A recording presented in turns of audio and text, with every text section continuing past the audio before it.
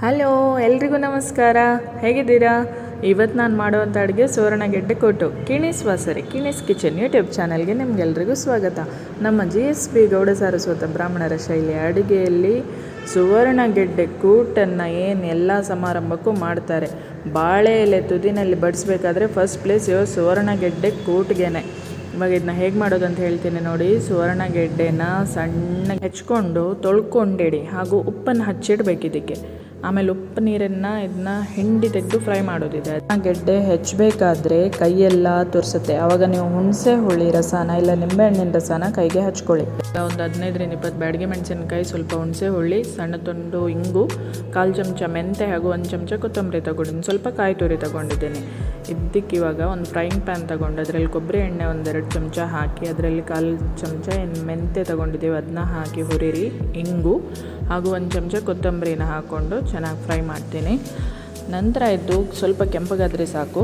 ಇವಾಗ ಕೊಬ್ಬರಿ ತುರಿನ ಹಾಕಿಬಿಟ್ಟು ನಾನು ಫ್ರೈ ಮಾಡ್ತೇನೆ. ಯೂಶ್ವಲಿ ಇದು ಏಕೆಂದರೆ ಬೇಯಿಸೋದಕ್ಕೇನಿಲ್ಲ, ಈ ಕೂಟನ್ನು ಹಾಗೆ ಕೆಡಬಾರ್ದಲ್ಲ, ಅದಕ್ಕೆ ಸ್ವಲ್ಪ ಕೊಬ್ಬರಿ ತುರಿನ ನಾವು ಫ್ರೈ ಮಾಡ್ಕೊಂಡು ಹಾಕಿದ್ರೆ ಸ್ವಲ್ಪ ಹೊತ್ತು ಇಡ್ಬೋದು ಇದನ್ನ ಹಾಗೆ ಹೊರಗಡೆ. ಮಿಕ್ಸಿ ಜಾರ್ಗೆ ಕೊಬ್ಬರಿ ತುರಿ ಜೊತೆ ಇಂಗು, ಕೊತ್ತಂಬರಿ ಹಾಗೂ ಮೆಂತೆ ಹುರಿದಿದ್ದೀವಿ, ಅದನ್ನ ಹಾಕ್ತಾಯಿದ್ದೀನಿ. ಹುಣಸೆ ಹುಳಿ, ಮೆಣಸು ಹಾಕಿಬಿಟ್ಟು ನೈಸಾಗಿ ಅಂತಲ್ಲ, ಸ್ವಲ್ಪ ತರಿ ಇದ್ದರೆ ಆಯಿತು.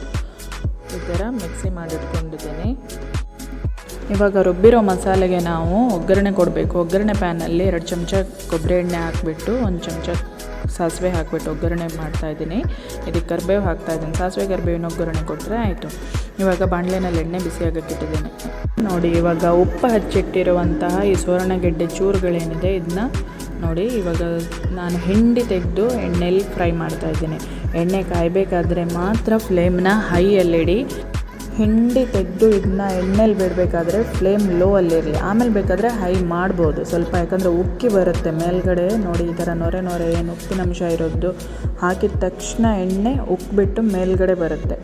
ಹುಷಾರಾಗಿ ಜಾಗರೂಕತೆಯಿಂದ ಮಾಡಿ.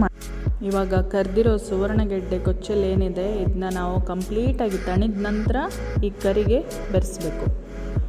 ಆಮೇಲೆ ಉಪ್ಪು ಬೇಕಂದರೆ ಬೆರೆಸಿ, ಯಾಕಂದರೆ ಉಪ್ಪಿಗೆ ಹಾಕಿಟ್ಟಿರುವಂಥ ಸುವರ್ಣಗೆಡ್ಡೆ ಕೊಚ್ಚಲನ್ನು ನಾವು ಫ್ರೈ ಮಾಡಿರೋದಲ್ಲ. ಉಪ್ಪು ಬೇಕಂದರೆ ಸ್ವಲ್ಪ ಉಪ್ಪಿನ ಹುಡಿ ಹಾಕಿ ಬೆರೆಸ್ಬೋದು.